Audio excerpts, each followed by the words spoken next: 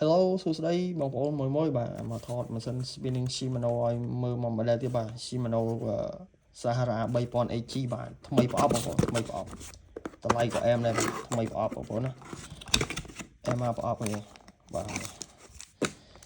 មួយត្រូវការប្រភេទ Shimano លេខ3000បងប្អូន3000 HG បាទថ្មីប្រអប់បាទនេះអែមមកបាទ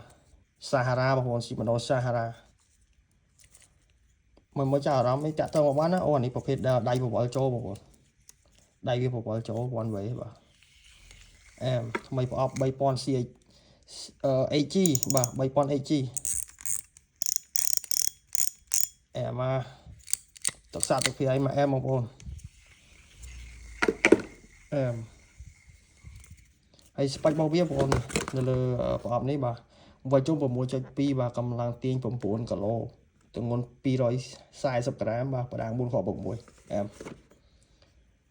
Shimano Sahara បងប្អូន Sahara ស្អាតបាទមកចាអារម្មណ៍អីអាចតាក់ទងមកបានណាឆាតសួរបានតម្លៃបាទតាម Telegram Page Facebook TikTok អីឆាតបានទាំងអស់បាទ